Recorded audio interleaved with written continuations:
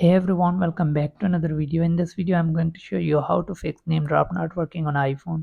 In September, iOS 17 is released. In this release, many new features came out, and NameDrop is one of them. With NameDrop, you can easily share contact information with other people by simply bringing iPhone or Apple Watch together. However, not all users can use this feature properly, and some of them complain to us that the NameDrop is not working on their iPhone. So if you're one of them, watch this video until the end. I'm going to show you how you can fix it.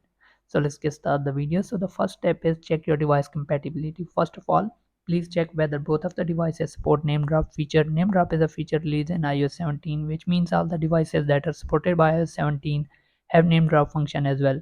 So the compatible iPhone device will be start from iPhone SE2 generation to the latest iPhone 15 series. As for the Apple Watch device, it is only support Apple Watch Series 6 or later.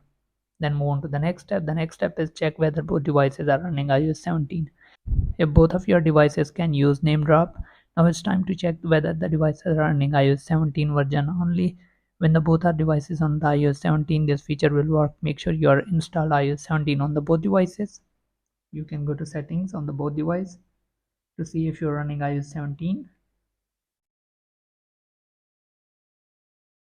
Then move on to the next step. The next step is make sure you have turned Bluetooth, Wi-Fi and AirDrop on, as NameDrop works using Bluetooth and Wi-Fi connection, so you need to make sure that both devices are active.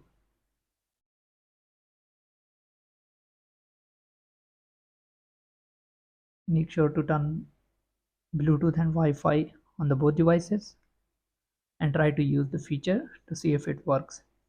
Then move on to the next step. The next step would be restart your iPhones. If there are some temporary glitches in the iOS 17 system, the NameDrop not working issue also happens.